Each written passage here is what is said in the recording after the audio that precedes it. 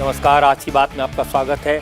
आज एक बार फिर ईडी की रेड्स राजनीति का मुद्दा बनी। ईडी ने राजस्थान और बंगाल में छापे मारे।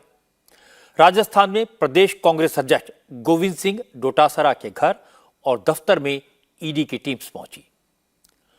कांग्रेस के विधायक ओम प्रकाश हुड्डला के यहां छापे पड़े। अशोक गहलोत के बेटे वैभव गहलोत को ईडी के सामने पेश होने का समन दिया गया। इसके अलावा कोलकाता में ममता बनर्जी की सरकार में मंत्री ज्योति प्रिय मल्लिक के घर राशन स्कैम के केस में ईडी का छापा पड़ा। इसके बाद जयपुर से लेकर दिल्ली तक और कोलकाता तक सियासत गर्म हो गई। मल्लिकार्जुन खड़गे से लेकर ममता बनर्जी और लालू यादव तक सबने सरकार पर हमला किया। नरेंद्र मोदी की सरकार पर ईडी के जरिए विरोधियों को बदनाम करने, विपक्ष की आवाज को दबाने और विरोधी दलों को खत्म करने का इल्जाम लगाया। ममता बनर्जी ने तो सीधे सीधे धमकी दी, कहा कि ज्योति प्रिय मल्लिक की तबीयत ठीक नहीं है। अगर इस रेड के चक्कर में मल्लिक को कुछ हो गया तो वो बीजेपी और ईडी के खिलाफ केस फाइल करेंगी। ममता ने कहा कि अगर बीजेपी ऐसे ही बदले की भावना से एक्शन करेगी तो उनके पास भी बहुत सारे दस्तावेज हैं, उनके पास भी एजेंसियां हैं, वो भी इसी तरह जवाब देंगी। हालांकि बीजेपी की तरफ से किसी ने विपक्ष की बातों का जवाब नहीं दिया, लेकिन चूंकि राजस्थान में चुनाव है, सारे नेता कैंपेन मोड में हैं, इसलिए ईडी के रेड्स को चुनाव से जोड़ा गया। अशोक गहलोत ने जयपुर में मीडिया से बात की। सचिन पायलट ने दिल्ली में बयान दिया। कांग्रेस तरफ से प्रोटेस्ट किए गए। बीजेपी की तरफ से कांग्रेस के इल्जामात का जवाब दिया गजेंद्र सिंह शेखावत ने। लेकिन सबसे इंटरेस्टिंग बात यह कि राजस्थान में ईडी की रेड्स पेपर लीक के घोटाले के केस में हुई थी। यह मुद्दा सबसे पहले और सबसे जोर से सचिन पायलट ने उठाया था। एक्शन की मांग को लेकर उन्होंने आंदोलन किया था, रैलियां की थी। लेकिन सचिन पायलट ने कहा कि पेपर लीक घोटाले में एक्शन का यह वक्त ठीक नहीं है। ईडी की रेड्स की टाइमिंग गलत है। रेड्स चुनाव को ध्यान में रखकर की गई हैं। सचिन पायलट ने कहा कि बीजेपी को जनता इसका जवाब देगी। कुल मिलाकर चुनाव से पहले अब ईडी एक बड़ा इशू बन गया। इसका क्या असर होगा, इस पर बीजेपी का जवाब क्या है, यह मैं आपको दिखाऊंगा। लेकिन पहले यह बता देता हूं कि आज राजस्थान में क्या क्या हुआ, आखिर ईडी को इस वक्त रेड की जरूरत क्यों पड़ी, गोविंद सिंह डोटासरा के खिलाफ इल्जाम क्या है। वोटिंग से ठीक 30 दिन पहले आज ईडी ने राजस्थान के 3 जिलों में 5 जगहों पर छापे मारे। ईडी की टीम आज सुबह 8:30 बजे से एक्शन में आ गई थी। गोविंद सिंह डोटासरा के घर और दफ्तर के अलावा डोटासरा के करीबी कांग्रेस के विधायक ओम प्रकाश हुड्डला के ठिकानों पर भी ईडी के अफसर पहुंचे। ईडी ने एक कोचिंग सेंटर पर भी छापा मारा। दावा किया जा रहा है कि इस कोचिंग सेंटर के तार भी गोविंद सिंह डोटासरा से जुड़े हुए हैं। गोविंद सिंह डोटासरा सीकर जिले की लक्ष्मणगढ़ सीट से चुनाव लड़ रहे हैं। सीकर में भी उनके पर रेड हुई। ईडी की टीम दौसा में एक पेट्रोल पंप पर पहुंची। यह पेट्रोल पंप ओम प्रकाश हुड्डला का है। हुड्डला कांग्रेस के मौजूदा विधायक हैं और कांग्रेस के टिकट पर चुनाव भी लड़ रहे हैं। उन्होंने पेट्रोल पंप के पास अपना घर बनाया हुआ है। ईडी ने पेट्रोल पंप और हुड्डला के घर दोनों जगह तलाशी ली। हालांकि ईडी की तरफ से कोई बयान जारी नहीं किया गया, न यह बताया गया कि रेड किस सिलसिले में हुई है, न यह बताया कि रेड में क्या मिला। लेकिन जानकारों का कहना है कि छापेमारी राजस्थान टीचर भर्ती के लिए हुए इम्तिहान का पेपर लीक होने के मामले में की गई है। यह एग्जाम 2021 में होना था, लेकिन उससे पहले ही पेपर लीक हो गया था। इस मामले की जांच पहले राजस्थान के एंटी करप्शन ब्यूरो को दी गई थी, लेकिन मामला अंजाम तक नहीं पहुंच पाया। एंटी करप्शन ब्यूरो के चीफ बीएल सोनी ने रिटायरमेंट के बाद यह कहा था कि इस मामले में जो बड़े बड़े लोग शामिल थे उन्हें बचाने का प्रेशर था, इसलिए इंक्वायरी को आगे नहीं बढ़ने दिया गया।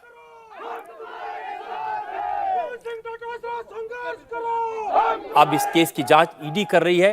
हालांकि जैसे ही डोटासरा के घर पर ईडी की रेड की खबर फैली तो कांग्रेस के कार्यकर्ता सड़कों पर उतर आए। दिल्ली में, जयपुर में हर जगह प्रदर्शन शुरू हुए। डोटासरा के सपोर्टर उनके घर के बाहर पहुंच गए। मोदी सरकार और ईडी के खिलाफ नारेबाजी होने लगी। हंगामा शुरू हो गया।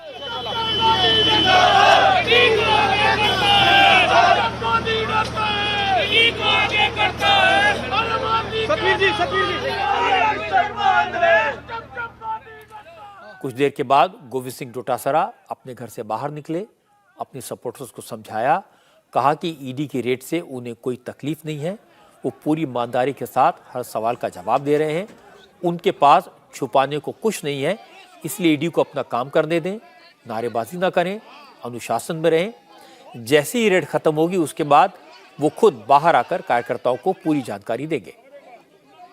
ऑफिसर आए हैं, वो अपना काम आराम से कर रहे हैं, हमें किसी तरह की कोई तकलीफ नहीं है। जो इंक्वायरी, जो सर्च इनको करनी है, जो इंस्ट्रक्शन है, जो एफआईआर है या जानकारी है, उसके बारे में जानकारी ले रहे हैं। हम ईमानदारी के साथ में जानकारी दे रहे हैं। ऐसा कुछ भी नहीं है करने की, घबराने की, डरने की आवश्यकता नहीं है। इसलिए मेरा ये सबमिशन है, आराम से बैठ जाओ, थोड़ी देर में ये अपनी कार्रवाई पूरी कर लेते हैं, उसके बाद में इनके जाने के बाद में अपन सब लोग बैठेंगे, आपसे मैं बात करूंगा, लेकिन कृपया शांति बनाए रखें। ये कोई किसी तरह की चिंता करने की बात नहीं, आराम से ये अपना काम कर रहे हैं। सीएम साहब ने प्रेस वार्ता के जरिए कहा है, सुनिए, मुझे 1% भी किसी तरह की कोई तकलीफ नहीं है। सुनो लेकिन अपने को अनुशासन का परिचय देना है। ईडी के छापों पर गोविंद डोटासरा ने कोई सियासी बात नहीं की, बड़ी समझदारी से अपने सपोर्टर्स को एक्सप्लेनेशन दी, उन्हें समझाया, और उसके बाद जयपुर से लेकर दिल्ली तक कांग्रेस के नेता एक्टिव हो गए। मल्लिकार्जुन खड़गे, अशोक गहलोत, सचिन पायलट, राजस्थान के कांग्रेस प्रभारी सुखजिंदर सिंह रंधावा, कांग्रेस के कम्युनिकेशन इंचार्ज पवन खेड़ा, सब ने ट्वीट करके ईडी की रेड को मोदी सरकार की बौखलाहट बताया, राजस्थान में हार के डर का नतीजा बताया। खड़गे ने कहा कि चुनाव आते ही ईडी, सीबीआई और इनकम टैक्स विभाग बीजेपी के पन्ना प्रमुख बनकर काम करने लग जाते हैं।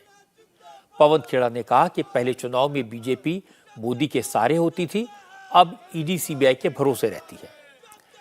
इसके बाद अशोक गहलोत ने अपने मंत्रियों और प्रदेश प्रभारी के साथ जयपुर में प्रेस कॉन्फ्रेंस की।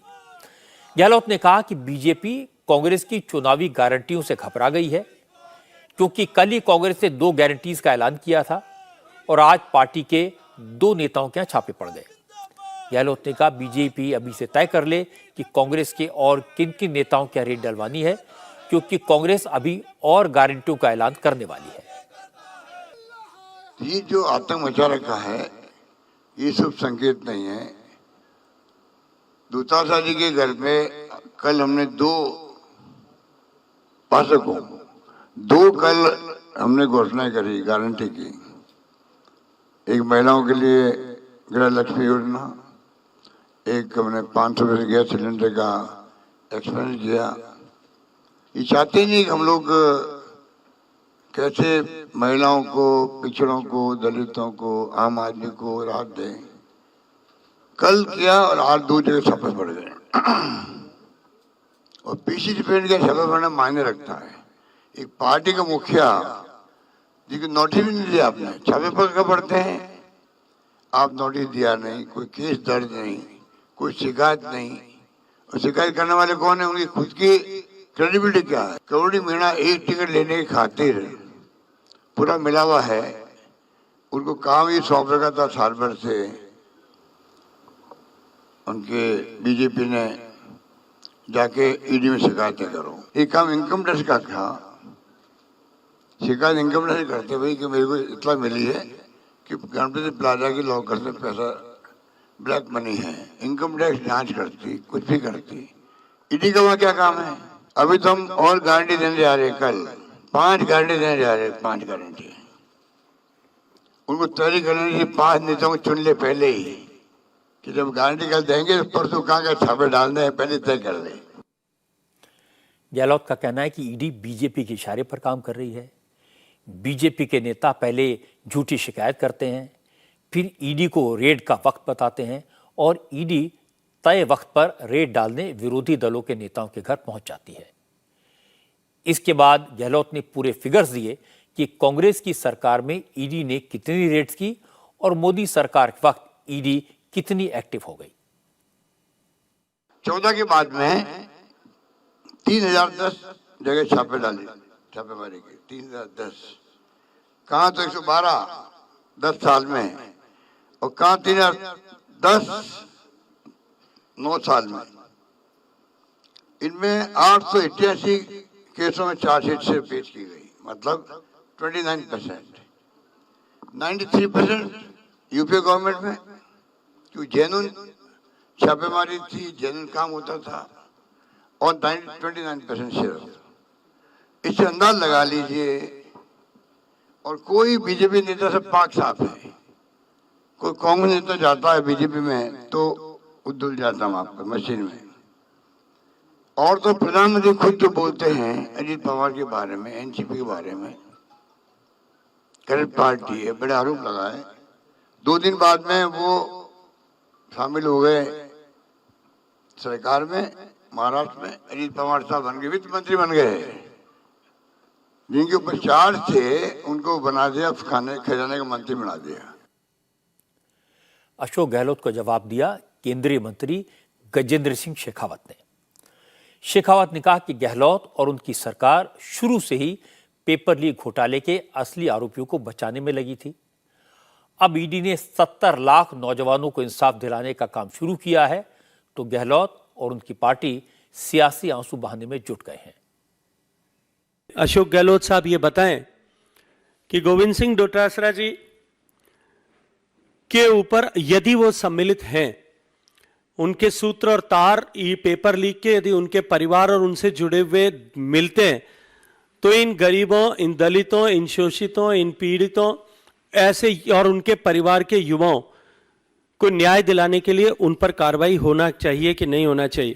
पहली जांच जब एंटी करप्शन ब्यूरो ने की थी, उस पहली जांच में उसके सूत्र जो है अधिकारियों और नेताओं तक पहुंचे थे, लेकिन इस राजनीतिक स्तर पर हुए भ्रष्टाचार को दबाने के लिए गहलोत सरकार ने उस जो है जांच को रोकने का काम किया था। राजस्थान एंटी करप्शन ब्यूरो के सेवानिवृत्त डायरेक्टर जनरल BL सोनी साहब ने खुद वीडियो करके ये कहा और इस बात को स्वीकार किया है कि सरकार बड़ी मछलियों पर हाथ डालने नहीं देती थी, हम पर दबाव डाल करके रोकती थी।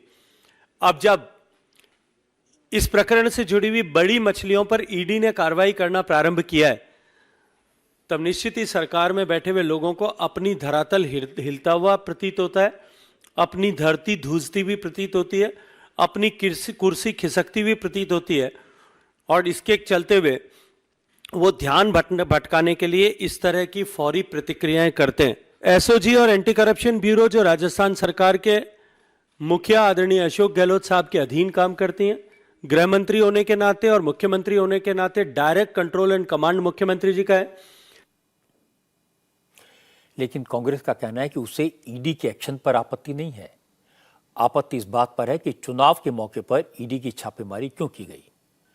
राजस्थान कांग्रेस के प्रभारी सुखजिंदर सिंह रंधावा ने कहा कि बीजेपी को अब कमल के साथ ईडी और सीबीआई के लोगों को भी अपना चुनाव निशान बना लेना चाहिए।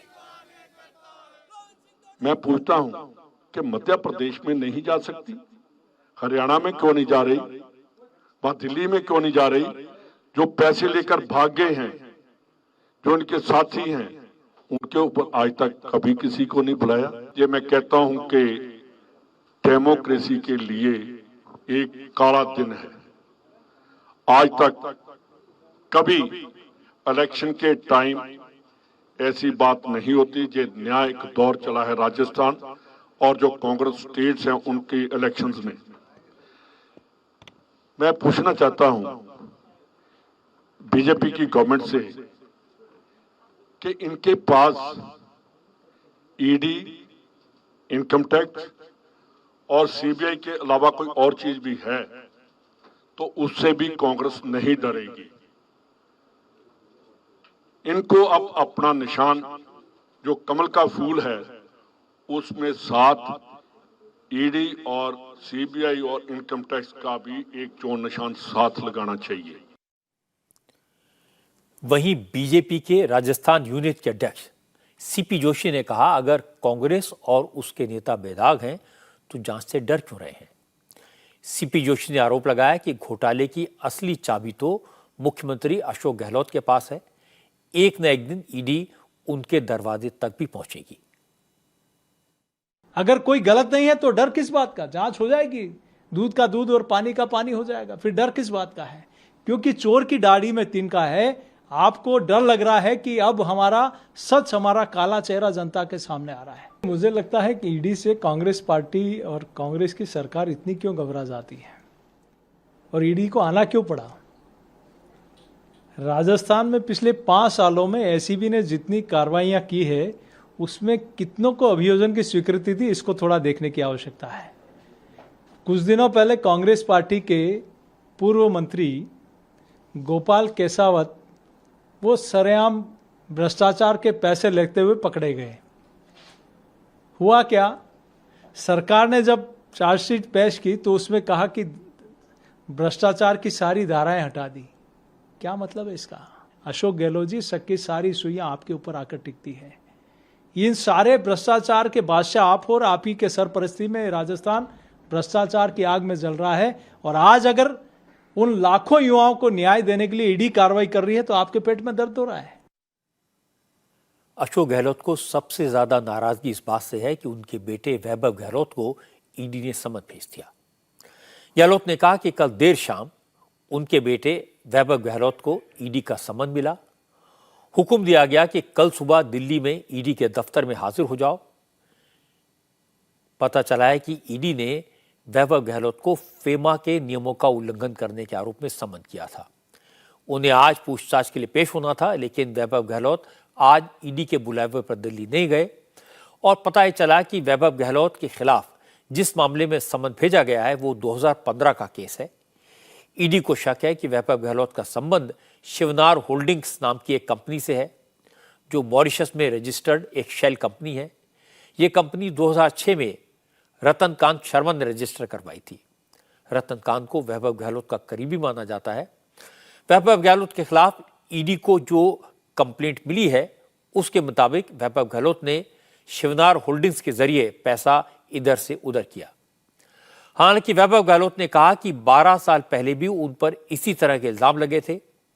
उन्होंने तब भी जवाब दिए थे, अब फिर दे देंगे।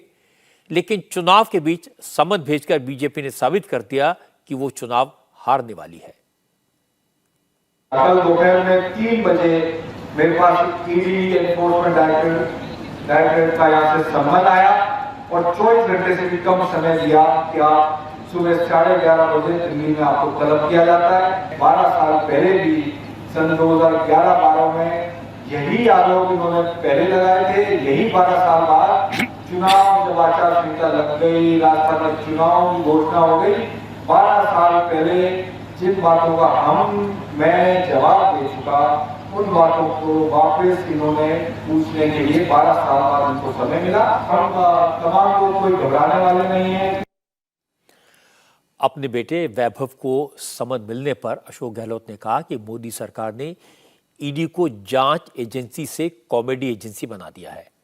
समन करके 24 घंटे से भी कम वक्त में हाजिर होने को कहते हैं। गहलोत ने कहा, जिस तरह टिड्डी दल पाकिस्तान से आकर फसलों को चट कर जाता है, उसी तरह ईडी दल भी बीजेपी को चुनाव में साफ करवा देगा।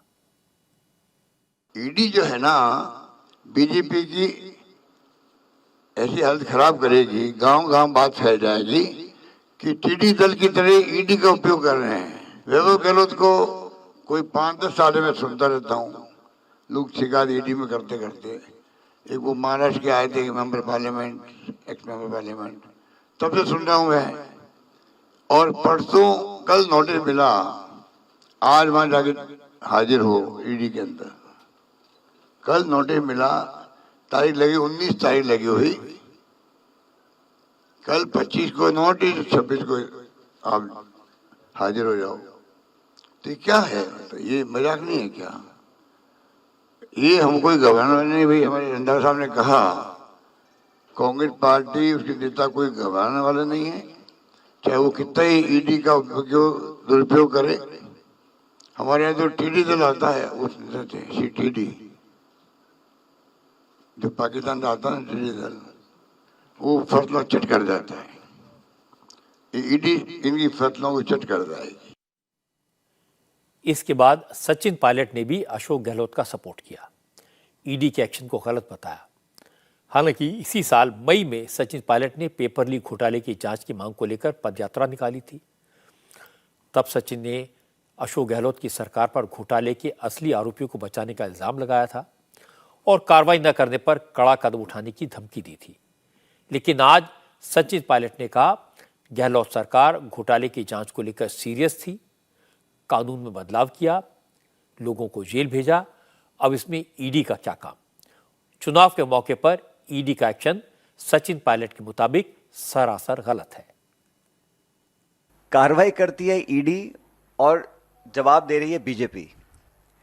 एक्शन एनफोर्समेंट डायरेक्टरेट ले रहा है और बीजेपी उसकी सफाई दे रही है, स्पष्टीकरण दे रही है। ये समझ से परे है। तो एक पॉलिटिकल वेपन की तरह एजेंसीज को इस्तेमाल करना, ये लोकतंत्र के लिए बहुत ही नकारात्मक संकेत है। कांग्रेस पार्टी के अध्यक्ष को जिस प्रकार से उनके अगर रेड डाली गई, उनको कोई समन नहीं, कोई बुलावा नहीं, कोई सबूत नहीं, और इस प्रकार की जो रेड डाली गई है वो सिर्फ एक संकेत देने के लिए दी गई है, मैसेज देने के लिए दी गई है। भारतीय जनता पार्टी सभी 5 राज्यों में फिलहाल पीछे चल रही है और मैं ऐसा मानता हूं कि जो आज की कार्रवाई है वो इस बात का स्पष्ट संकेत है। जहां तक मुख्यमंत्री जी के बेटे वैभव गहलोत को जो समन दिया गया है, वो भी आप जानते हैं, उन्होंने खुद कहा, वैभव ने, कि ये 12 साल पुराना कोई प्रकरण था और पोलिंग डेट अनाउंस होने के बाद अचानक से समन भेजा जाना, सब लोग समझते हैं कि इसके पीछे क्या सोच हो सकती है। सचिन पायलट इस समय पूरी तरह अशोक गहलोत के साथ हैं। इसकी वजह क्या है, इसका जवाब भी आज मिल गया। सचिन पायलट की प्रेस कॉन्फ्रेंस के बाद कांग्रेस ने राजस्थान में अपने उम्मीदवारों की तीसरी लिस्ट जारी की। इसमें कांग्रेस के 19 कैंडिडेट्स के नाम हैं और बड़ी बात है कि सचिन पायलट के सभी सपोर्टर्स को टिकट मिल गया है। आज जो लिस्ट जारी हुई उसमें वो 4 विधायक भी हैं जिन्होंने सचिन पायलट के साथ गहलोत सरकार के खिलाफ बगावत की थी। सचिन पायलट के साथ गुरुग्राम के होटल में रुके थे। इनमें गहलोत सरकार के मंत्री रमेश मीणा का भी नाम है, जो बगावत के बाद सचिन पायलट के कोटे से मिनिस्टर बने थे। कांग्रेस राजस्थान में 200 सीटों में से 95 सीटों पर उम्मीदवार घोषित कर चुकी है। ज्यादातर सिटिंग विधायकों को उनकी सीटें दोबारा मिल गई हैं। अभी एक और अपडेट मिला है। गोविंद सिंह डोटासरा के घर पर ईडी की रेड खत्म हो चुकी है और रेड खत्म होने के बाद डोटासरा ने अपने सपोर्टर से कहा, ईडी के अधिकारी जो समन लाए थे वो उनके बेटों के नाम था। गोविंद डोटासरा ने कहा कि जिस तरह ईडी उनके खिलाफ जांच कर रही है, उसी तरह बीजेपी के नेताओं की भी जांच करे, तभी वो मानेंगे कि जांच एजेंसी निष्पक्ष है। सबसे पहले मेरे दोनों बेटे के मोबाइल लिए और उसके बाद में उन्होंने तत्काल एक वारंट लेकर के आए थे, जो मेरे बेटे, छोटे बेटे जो अकाउंट्स ऑफिसर है, उसके नाम से था, मेरे नाम से नहीं था। हम डरने वाले लोग नहीं हैं। अब पार्टी हमारी मां है। ये परंपरा गलत है। अगर सुभाष महरिया जी में तनिक भी और राजेंद्र जी राठौड़ साहब में तनिक भी अगर सांस है, अगर हिम्मत है, तो मैं फिर आज कहता हूं, मेरे परिवार की पूरी संपत्तियों की जांच और उन दोनों के परिवारों की भी संपत्ति की जांच। राजनीति की बात तो एक तरफ है। राजस्थान में पेपर लीक घोटाला हुआ था। एक नहीं, ज्यादातर एग्जाम्स के पेपर लीक हुए थे। पूरे राजस्थान में इसको लेकर प्रोटेस्ट हुए थे।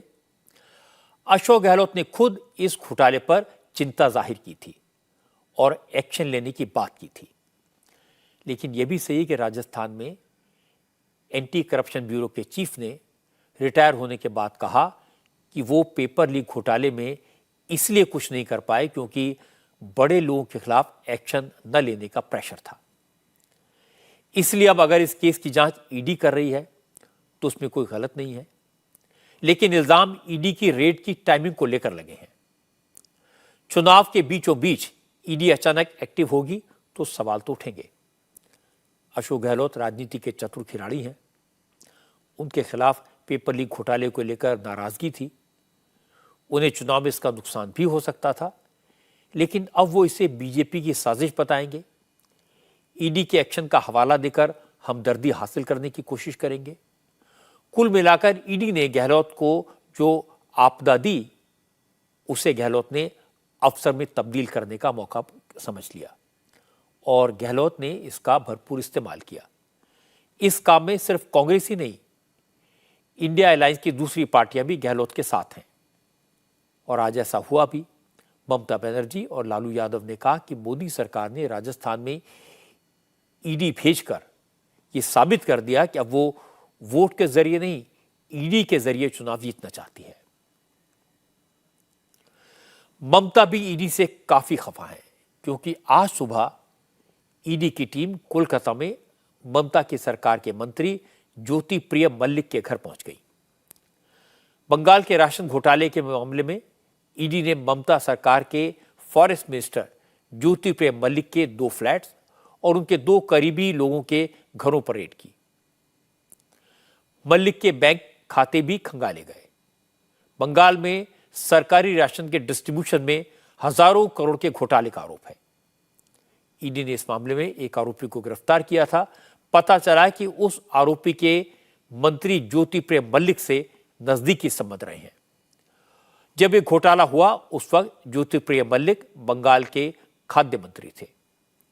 राशन घोटाले में बंगाल के food and civil supply minister Ratin Ghosh और शहरी विकास मंत्री फरहाद हकीम के यहां छापे पहले ही पड़ चुके हैं। ईडी के रेड से ममता की नाराजगी, ममता का गुस्सा 7वें आसमान पर पहुंच गया।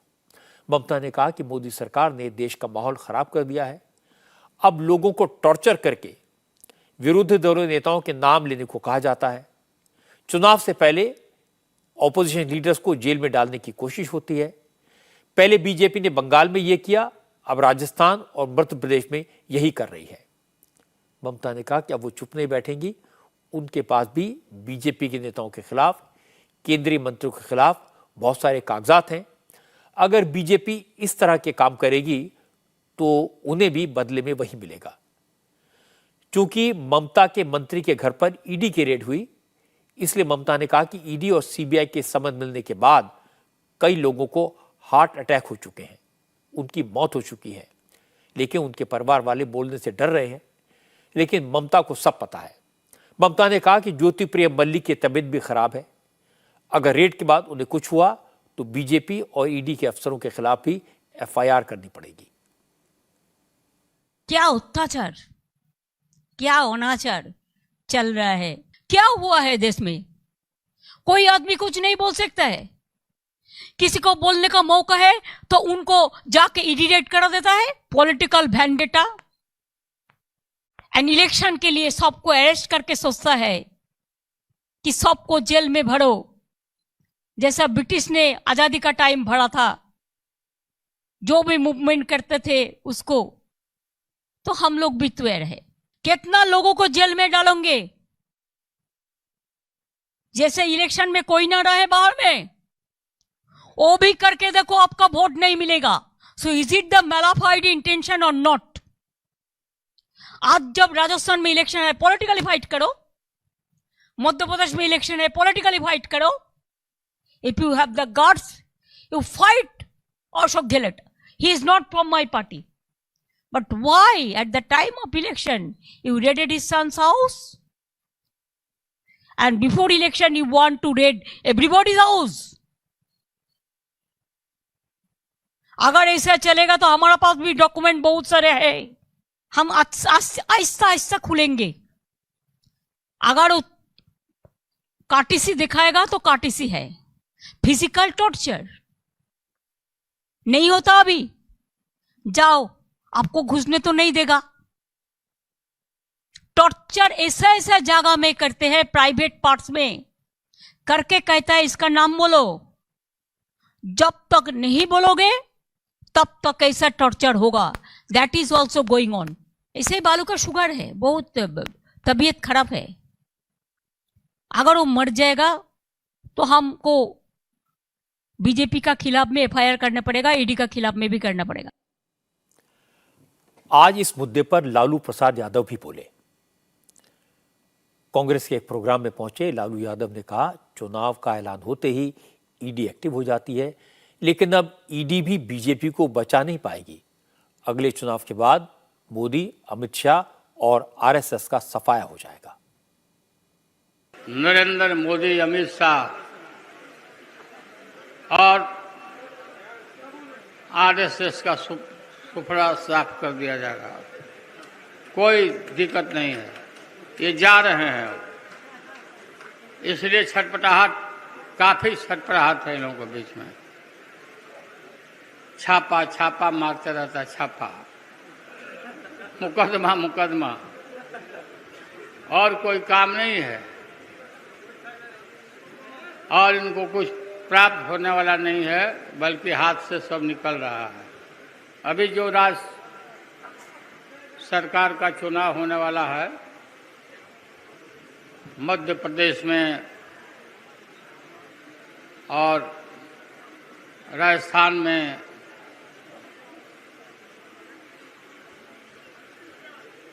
छत्तीसगढ़ में, सब जगह से उनका सुफरा साफ है। त्रिपुरा से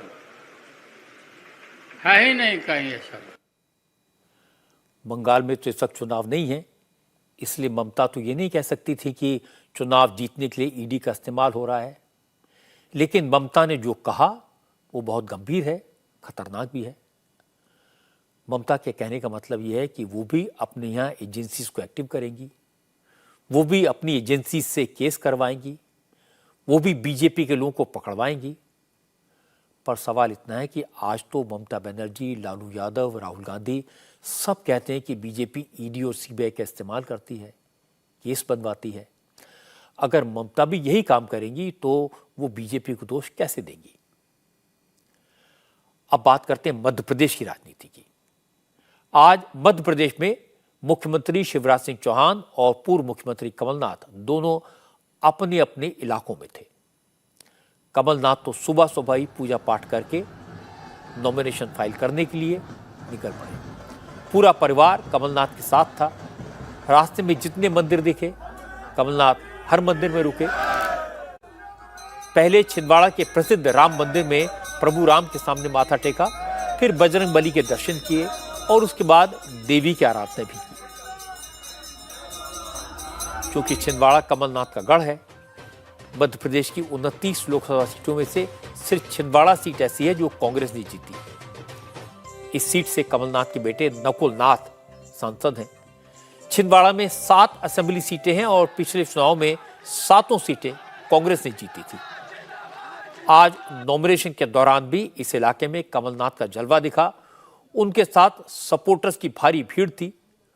रोड शो की शक्ल में कमलनाथ का जुलूस पूरे शहर में घूमा। दोपहर में करीब 2 बजे मुहूर्त के मुताबिक कमलनाथ ने कलेक्ट्रेट पहुंचकर पर्चा दाखिल किया।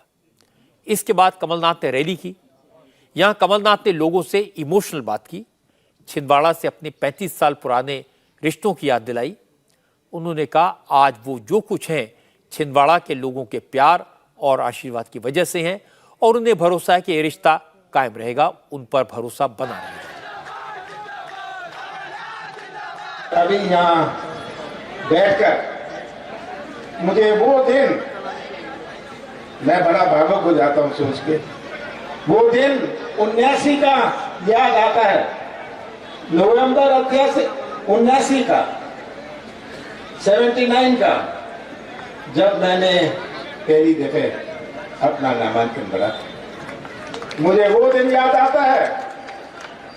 मुझे भी कोई समझ नहीं थी, मुझे कोई समझ नहीं थी, मुझे कोई ज्ञान नहीं था, और मैंने नामांकन भरा। जगह जगह आप सबसे प्रार्थना करी आप सबके बीच में गया, संसद के लिए मैं भर रहा था उस वक्त। मैं जगह जगह गया और लोगों से उनका सपोर्ट मांगा, पर मुझे इस 40 साल में 45 साल में उनका समर्थन तो नहीं मिला, उनका प्यार और विश्वास मिला। कमलनाथ की तरह आज शिवराज सिंह चौहान भी अपने गढ़, अपने होम टाउन बुधनी में थे। वो भी काफी इमोशनल हुए। शिवराज सिंह चौहान बुधनी से चुनाव के मैदान में हैं। वो आज यहाँ कैंपेन करने पहुंचे थे। इस दौरान शिवराज अपनी जन्मभूमि जैत और कर्मभूमि बुधनी में गांव-गांव घूमे और चुनाव लड़ने के लिए लोगों से सहयोग राशि भी मांगी। किसी ने 10 रुपए दिए, किसी ने 20 तो किसी ने 100 रुपए। इसके बाद शिवराज ने बकतरा में पब्लिक मीटिंग की। यहां उन्होंने अपने संघर्ष के दिनों को याद किया। शिवराज ने कहा उन्होंने पूरी जिंदगी इस इलाके के लोगों की सेवा की है और अब वो लोगों से सिर्फ ये कहने आए हैं कि उनकी तरफ से चुनाव लोगों को लड़ना है, क्योंकि उन्हें पूरा प्रदेश देखना है, इसलिए वो अपनी सीट पर दोबारा कैंपेन के लिए नहीं आ पाएंगे। ये मेरी जन्मभूमि है, ये पुण्य भूमि है, ये कर्म भूमि है और ये मातृभूमि है। और इस समय परिवार के साथ, क्योंकि ये मेरा घर है, मैं अपनी धर्मपत्नी कार्तिक पुराण और आप सब भी मेरा परिवार है। एक समय जब मैं कुछ नहीं था, तब दुकान हटाओ अभियान चला और तब हमने भर के सबको कि चलो रे बुधनी घेरेंगे। बुधनी पहुंच नहीं पाए थे, उसके पहले ही एसडीओ यहाँ आ गए थे और कहे भैया बताओ कहाँ का काट काट के ले दूं दुकान। बचपन में जब से होश संभाला, शायद मैं खेला कूदा भी नहीं कभी। इमरजेंसी में जेल चला गया और उसके बाद लगातार आपके साथ मिलकर संघर्ष करता रहा। आज तो मैं ये कहने आया हूं कि मैं आज के बाद, अब चुनाव के बाद आऊंगा, अपना काम संभालो भैया, तो वही सुधरा। शिवराज सिंह चौहान और कमलनाथ दोनों को अपने अपने इलाके में कैंपेन की खास जरूरत नहीं है, क्योंकि दोनों बड़े नेता हैं। अपने इलाके के लोगों के साथ उनका पर्सनल कनेक्ट है, इसलिए दोनों को जीत का भरोसा भी है। कमलनाथ और शिवराज दोनों की असली परीक्षा तो अपनी अपनी पार्टी को जिताना है, सरकार बनाना है और परीक्षा कठिन है, मुकाबला कांटे का है। इसलिए दोनों को परीक्षा की घड़ी में भगवान की बहुत जरूरत है। शिवराज और कमलनाथ दोनों के भक्तिभाव ने इस बार के चुनाव में धर्म और आस्था को बड़ा मुद्दा बना दिया है। शिवराज बताते हैं कि उन्होंने उज्जैन में महाकाल लोक बनवा दिया, शंकराचार्य की प्रतिमा बनवाई, छिंदवाड़ा में हनुमान लोक बनवा रहे हैं, इंदौर में परशुराम लोक, विंध्य में देवी लोक, ओरछा में रामराज लोक और चित्रकूट में वनवासी राम लोक बनवा रहे हैं। कमलनाथ भी मध्य प्रदेश में हनुमान चालीसा का पाठ करवा चुके हैं, नर्मदा पूजा कर चुके हैं। वो भी पूरी तरह आस्था के रंग में रखे हैं। लेकिन अब बीजेपी राम मंदिर का मुद्दा भी उठाएगी। मध्य प्रदेश में अयोध्या में बन रहा भव्य राम मंदिर एक बड़ा इशू बनेगा। इसीलिए कमलनाथ ने कहा प्रभु राम पर बीजेपी का कॉपीराइट नहीं है, राम तो सबके हैं, राम मंदिर भी सबका है, इसलिए इस मामले में बीजेपी की नहीं चलेगी। राम मंदिर भारतीय जनता पार्टी का मंदिर है। ये हमारे देश के हर व्यक्ति का मंदिर है, हमारे सनातन धर्म का एक बहुत बड़ा प्रतीक है और मुझे बड़ी खुशी है कि राम मंदिर अंत में बन रहा है। असल में कल जब से प्रधानमंत्री नरेंद्र मोदी ने ट्विटर पर लिखा कि वो 22 जनवरी को अयोध्या में रामलला की प्राण प्रतिष्ठा के कार्यक्रम में सम्मिलित होंगे, उसके बाद से ही इस मुद्दे पर सियासत शुरू हो गई। कल राम जन्मभूमि तीर्थ क्षेत्र ट्रस्ट की तरफ से प्रधानमंत्री मोदी को प्राण प्रतिष्ठा के समारोह का न्योता दिया गया। उसके बाद से ही विरोधी दलों के नेताओं ने पूछना शुरू कर दिया कि मंदिर क्या सिर्फ बीजेपी का है? बीजेपी के नेताओं को ही आमंत्रित क्यों किया जा रहा है? कांग्रेस के नेता और पूर्व विदेश मंत्री सलमान खुर्शीद ने कहा कि भगवान राम को एक ही पार्टी तक सीमित क्यों किया जा रहा है? न्योता तो सभी को भेजना चाहिए। निमंत्रण सिर्फ एक ही पार्टी को जा रहा है क्या? कौन कौन पहुंचता कौन नहीं पहुंचता उस पर मैं कोई टिप्पणी नहीं कर सकता हूं, लेकिन भगवान सिर्फ एक पार्टी तक सीमित रह गए हैं क्या? निमंत्रण देने हैं और उसमें अगर उत्साह और उल्लास सबका देखना है तो सभी को होना चाहिए, सभी को निमंत्रित करना चाहिए। अब उनको अपनी परिस्थितियों को देखते हुए क्या करना है वो निर्णय लेंगे, लेकिन आप इसको एक पार्टी का प्रोग्राम बना रहे हैं। क्या ये पार्टी का प्रोग्राम है और एक ही व्यक्ति विशेष का ही प्रोग्राम है? तो ये मेरी तो समझ में नहीं आता। भगवान तो सबके हैं ना। अगर ये दिखाना है कि भगवान सबके हैं और इस बात को एक बार फिर से उजागर करना है तो फिर ये बताना था कि हमने निमंत्रण सबको भेजा है, लेकिन मुझे ऐसी कोई सूचना नहीं है। सलमान खुर्शीद के अलावा संजय राउत, अधीर रंजन चौधरी, नाना पटोले जैसे कई नेताओं ने यही सवाल उठाया। क्योंकि सबने एक जैसी ही बात कही थी, इसलिए वक्त की कमी की वजह से सबकी बात तो आपको नहीं सुनवा सकता, और बीजेपी का कोई नेता इस मुद्दे पर बोला नहीं, इसलिए उनकी बात भी नहीं सुनवा सकता। विपक्ष को जवाब दिया विश्व हिंदू परिषद के अध्यक्ष आलोक कुमार ने। आलोक कुमार ने कहा कि कांग्रेस ने सुप्रीम कोर्ट में एफिडेविट देकर भगवान राम को भारत का इतिहास मानने से इनकार किया था, उन्हें माइथोलॉजिकल फिगर बताया था। आज उनके भीतर राम भक्ति कैसे जाग गई? जरा अपना इतिहास तो देखना चाहिए। जिन लोगों ने सुप्रीम कोर्ट में ये एफिडेविट फाइल कराया कि राम वास्तविक नहीं थे, माइथोलॉजिकल फिगर है, जिन्होंने राम जन्मभूमि का कभी समर्थन नहीं किया, जिन्होंने इस आंदोलन को तोड़ने और बांटने की कोशिश की, उनको ये राम भक्ति की आवश्यकता क्यों पड़ रही है? हमने केवल बीजेपी के लोगों को बुलाया हो ऐसा है नहीं, हमने बीजेपी के लोगों को भी ज़्यादा नहीं बुलाया है।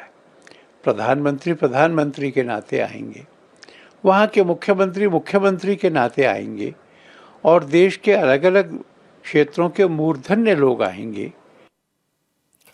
अयोध्या में राम मंदिर में रामलला की प्राण प्रतिष्ठा के कार्यक्रम का आयोजन राम जन्मभूमि तीर्थ क्षेत्र ट्रस्ट ने किया है। आज ट्रस्ट के महासचिव चंपत राय ने कहा, उन्होंने किसी पार्टी के नेताओं को न्योता नहीं भेजा है। इस ऐतिहासिक मौके पर देश भर के 4000 से ज्यादा साधु संत और समाज के अलग अलग क्षेत्रों के जाने माने लोग मौजूद रहेंगे। जब चंपत राय से पूछा गया कि विरोधी दलों के नेता कह रहे हैं कि इस कार्यक्रम को बीजेपी का प्रोग्राम बना दिया गया है, विपक्ष के नेताओं को नहीं बुलाया गया, तो चंपत राय थोड़े नाराज हो गए। उन्होंने कहा कि उनके घर में लड़के की शादी है, बारात में किसे बुलाना है ये वही तय करेंगे, कोई और नहीं तय करेगा। राजनीतिक दलों के लोगों को भी न्योता देंगे? ये हम पर डिपेंड करेगा भाई। अन्य पार्टियों को? अरे जो हमारे मित्र हैं उन्हें बुलाएंगे, आपको क्यों बुलाएंगे? राजनीतिक दलों में? अरे मैंने कह दिया ना, जो हमारे मित्र हैं हम बुलाएंगे। घर में लड़के का ब्याह है, निमंत्रण है, हमें मालूम है किसको बुलाना है सर। हमें अच्छी तरह से मालूम है किसको बुलाना है। संजय राउत और वो मुख्यमंत्री पूर्व उद्धव ठाकरे, सबकी सब बातें शिरोधार्य हैं। हम वही करेंगे जो हमें अच्छा लगेगा। अब किसी को इस बात पर हैरानी नहीं होती कि कांग्रेस के नेता मांग कर रहे हैं उन्हें भी रामलला की प्राण प्रतिष्ठा के समारोह में आमंत्रित किया जाए। कांग्रेस के नेता कह रहे हैं कि मोदी राम मंदिर को चुनाव का मुद्दा बना रहे हैं, जबकि राम तो सबके हैं। लेकिन शायद कांग्रेस के लोग इतिहास भूल गए। मैं याद दिला देता हूं, राजीव गांधी ने शाहबानो के केस में मुसलमानों की नाराजगी दूर करने के लिए कानून बनाकर सुप्रीम कोर्ट का फैसला बदला था। फिर हिंदुओं को मनाने के लिए, खुश करने के लिए रामलला के मंदिर का ताला खुलवाया था। क्या यह चुनावी पैतरा नहीं था? मुझे अच्छी तरह याद है कि इसके बाद 1989 में चुनाव से ठीक पहले वीपी सिंह ने शंकराचार्य स्वरूपानंद सरस्वती के जरिए राम मंदिर का शिलान्यास करवाने की कोशिश की थी। शंकराचार्य स्वरूपानंद सरस्वती अयोध्या के लिए निकल चुके थे, वो कांग्रेस के करीबी माने जाते थे। मुलायम सिंह यादव ने उनको रोका। मुलायम सिंह उस समय सेक्युलरिज्म के चैंपियन थे। उन्होंने मुस्लिम वोटों के चक्कर में स्वरूपानंद सरस्वती को गिरफ्तार कर लिया था।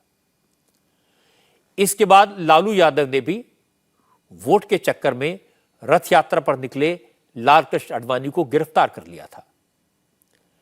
इसके बाद वो वक्त भी आया जब कांग्रेस ने कोर्ट में भगवान राम को काल्पनिक चरित्र बताया था। तो इसलिए ये देखकर हैरानी तो होती है, उन्हीं पार्टियों के सारे नेता रामलला की प्राण प्रतिष्ठा के कार्यक्रम में शामिल होने को आतुर हैं। इस बात की भी चर्चा है कि राहुल गांधी के सहयोगी अयोध्या की रैकी करके आए हैं। अब किसी दिन राहुल भी अयोध्या में राम मंदिर के दर्शन करते दिखाई दे सकते हैं। असल में ये राजनीतिक सोच में बड़ा बदलाव है। एक जमाने में सारे के सारे यही नेता भगवान राम का नाम लेने से कतराते थे। उन्हें लगता था उनके मुस्लिम वोटर नाराज हो जाएंगे। अब जमाना बदल गया है, सब राम का नाम लेते हैं। अब तो सबको लगता है कि बीजेपी राम मंदिर के प्राण प्रतिष्ठा के अवसर को भव्य बनाएगी। प्रधानमंत्री मोदी की उपस्थिति में रामलला मंदिर में विराजमान होंगे। इसकी गूंज पूरे देश में सुनाई होगी। अब विरोधी दलों को लगता है कि बीजेपी को चुनाव में इस गूंज का फायदा होगा, इसीलिए उनके सुर बदले हैं और कमलनाथ जैसे नेता खुलकर कह रहे हैं कि राम मंदिर तो सबका है, सिर्फ बीजेपी का नहीं। लगता है कि जमाना वाकई में बदल गया है। दिल्ली में जब राम के नाम पर सियासत हो रही थी, तब प्रधानमंत्री नरेंद्र मोदी शिरडी में साईं बाबा के दर्शन कर रहे थे। इसकी तस्वीरें एक ब्रेक के बाद। प्रधानमंत्री नरेंद्र मोदी ने आज शिरडी में साईं बाबा के दर्शन किए और इसके बाद महाराष्ट्र में कई योजनाओं और प्रोजेक्ट्स का उद्घाटन और शिलान्यास किया।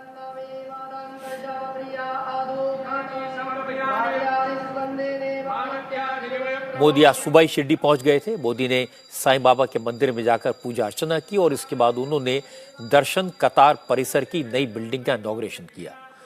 2018 में मोदी ने इसका शिलान्यास किया था। दर्शन कतार परिसर साईं के उन भक्तों को सुविधाएं देगा जो यहां दर्शन के लिए तो आते हैं, लेकिन अब तक कई कई घंटे उन्हें लाइन में खड़ा रहना पड़ता है। ये नया परिसर मॉडर्न फैसिलिटीज से लैस है। 10,000 से ज्यादा भक्तों के बैठने की क्षमता है। कई वेटिंग हॉल हैं, क्लोक रूम है, बुकिंग काउंटर, प्रसाद काउंटर और इंफॉर्मेशन सेंटर जैसी सुविधाएं यहां पर हैं और पूरी बिल्डिंग एयर कंडीशनड है। इसके बाद प्रधानमंत्री मोदी ने नीलवंडे डैम से निकलने वाली एक कनाल नेटवर्क का उद्घाटन किया। खास बात यह कि इस नहर से पाइप के जरिए अहमदनगर और नासिक जिले को पानी दिया जाएगा। अहमदनगर जिले की 6 और नासिक जिले की एक तहसील करीब 182 गांवों को इससे फायदा होगा। मोदी ने बिना नाम लिए आज शरद पवार पर भी निशाना साधा। मोदी ने कहा कि महाराष्ट्र के एक नेता 7 साल तक केंद्र में कृषि मंत्री रहे, लेकिन उन्होंने न तो सिंचाई का इंतजाम किया, न किसानों की भलाई के लिए कुछ किया और न ही मिडिलमैन को खत्म करने की कोशिश की। प्रधानमंत्री मोदी अक्सर कहते हैं कि वो लटकाने, अटकाने और भटकाने में भरोसा नहीं करते। जिस काम शुरू करते हैं उसे खत्म भी करते हैं। अगर सिर्फ महाराष्ट्र की बात करें तो मोदी सरकार ने कई ऐसे प्रोजेक्ट पूरे किए जो कई साल से लटके और अटके हुए थे। जैसे मुंबई में मेट्रो लाइन के 2 कॉरिडोर 2004 से अटके थे। इसी तरह मुंबई में 22 kilometre Sewri trans harbour sea link 1967 से अटका था। यह साल दिसंबर में शुरू हो जाएगा। नवी मुंबई एयरपोर्ट प्रोजेक्ट 2000 से अटका हुआ है। अब इसके 2024 के आखिर तक शुरू होने की उम्मीद है। मुंबई मेट्रो और कार शेड प्रोजेक्ट 2004 से अटका हुआ है। इसका काम भी शुरू होने वाला है। क्योंकि इतने लंबे वक्त से लटके प्रोजेक्ट मोदी अपने हाथ में ले रहे हैं, उन्हें पूरा कर रहे हैं, तो अगर वो उसका श्रेय लेते हैं तो इसमें गलत क्या है। पैसे लेकर सवाल पूछने के केस में आज पार्लियामेंट की एथिक्स कमेटी ने तृणमूल कांग्रेस के सांसद महुआ मोइत्रा के खिलाफ जांच शुरू कर दी। आज शिकायत करने वाले बीजेपी के सांसद निशिकांत दुबे और वकील जय अनंत कमेटी के सामने पेश हुए और जब महुआ मोइत्रा को एथिक्स कमेटी ने 31 अक्टूबर को पेश होने को कहा है। आज सुनवाई के बाद निशिकांत दुबे ने कहा उन्होंने अपनी बात कमेटी के सामने रख दी, निशिकांत दुबे ने कहा कि सवाल सिर्फ एक सांसद का नहीं है बल्कि संसद की गरिमा का है। अब एथिक्स कमेटी फैसला करेगी कि महुआ ने चोरी की या नहीं। मेरे सामने किसी का कोई आर्गुमेंट नहीं, मेरे सामने सभी नॉर्मल थे और सबों ने बहुत ही सम्मान और प्यार से प्रश्न पूछे और सभी प्रश्नों के जवाब अच्छे से थे। जो सांसद के ऊपर आरोप लगे उसके लिए एथिक्स कमेटी बात कर रही है। अभी विषय ये है कि वो जो पॉइंट है वो हम सही उनके ऊपर चार्ज लगा रहे हैं या गलत चार्ज लगा रहे हैं, ये एथिक्स कमेटी तय करेगा। सवाल ये है कि चोर महुआ है या नहीं है, चोर कौन है नहीं है, मैं तो स्पेसिफिक नाम लेके कर रहा हूं कि चोर महुआ है या नहीं है, उसका फैसला एथिक्स कमेटी करेगी। सवाल ये है कि पार्लियामेंट की डिग्निटी प्रोप्राइटी रहेगी कि नहीं, पार्लियामेंट के सम्मान का सवाल है और मेरे से ज्यादा जो है एथिक्स कमेटी इससे ज्यादा चिंतित है। सुप्रीम कोर्ट के वकील जय अनंत ने निशिकांत दुबे को चिट्ठी लिखकर इस मामले का खुलासा किया था। जय अनंत ने इसकी शिकायत सीबीआई से भी की थी। एथिक्स कमेटी के सामने पेश होने के बाद जय अनंत ने कहा उन्होंने एथिक्स कमेटी को सारी इंफॉर्मेशन दे दी है, अब फैसला कमेटी को करना है। जो भी मेरे से पूछा गया था वो मैंने सच कमेटी के सामने मैंने पेश कर दिया, उसके अतिरिक्त मैं और कुछ नहीं कहना चाहता। अब जितने भी मेंबर्स थे उन्होंने मेरे से बहुत अच्छे से और कॉर्डियली मेरे से सवाल पूछे, जो कुछ भी मेरे से पूछा गया उसका मैंने आंसर मैंने दे दिया। पहले दिन की सुनवाई में एथिक्स कमेटी के 11 मेंबर मौजूद थे। सुनवाई खत्म होने के बाद एथिक्स कमेटी के चेयरमैन विनोद सोनकर ने कहा महुआ को उनका पक्ष रखने का मौका दिया जाएगा। इसके साथ साथ कमेटी होम मिनिस्ट्री और आईटी मिनिस्ट्री से महुआ मोइत्रा, दर्शन हीरनंदानी और जय अनंत के बीच जो बातचीत हुई उसका डिटेल मांगेगी। जिन दो लोगों को सम्मान किया गया था, वकील साहब को और माननीय निशिकांत दुबे, उन लोगों को पूरा ध्यान से सुना गया। सुनने के बाद विषय की गंभीरता को देखते हुए कमेटी ने तय किया है कि महुआ मित्रा को 31 तारीख को बुलाया जा रहा है, वो आए और अपने बचाव में अपने पक्ष में जो कहना कहें। साथ ही साथ कमेटी ने भी निर्णय लिया है जिसमें आईटी मंत्रालय और गृह मंत्रालय को चिट्ठी भेज के उनका विवरण भी उपलब्ध कराने का निर्देश कमेटी के द्वारा दिया गया। महुआ मोइत्रा पर फेवर लेकर पार्लियामेंट में सवाल पूछने के जो आरोप अब तक मीडिया में थे, अब वो पार्लियामेंट की एथिक्स कमेटी के सामने गवाहों के साथ पेश कर दिए गए हैं। एथिक्स कमेटी को अगर इस बात के सबूत मिल गए कि महुआ को जो पोर्टल पार्लियामेंट पर सवाल पूछने के लिए मिला है उस पर सवाल दुबई से पोस्ट किए गए थे, अगर एथिक्स कमेटी को इस बात के सबूत मिल गए कि महुआ को एमपी के तौर पर जो लॉगिन मिला उसे दुबई में बैठे दर्शन हीरनंदानी ने ऑपरेट किया, तो वह एक्शन से बच नहीं पाएंगी। उनकी पार्टी टीएमसी भी वेट एंड वॉच के मोड में है। अगर एथिक्स कमेटी ने महुआ को दोषी पाया तो उनकी पार्लियामेंट की मेंबरशिप तो जाएगी, साथ साथ टीएमसी भी उन्हें बाहर कर देगी। आज कतर से एक परेशान करने वाली, एक दर्द भरी खबर आई, इसकी बात एक ब्रेक के बाद। आज कतर से एक दर्द भरी खबर आई है। कतर की एक अदालत ने 8 भारतीयों को मौत की सजा सुनाई है। ये सभी इंडियंस नेवी के फॉर्मर ऑफिसर्स हैं और कतर की अल दहरा कंसल्टेंसी में काम कर रहे थे।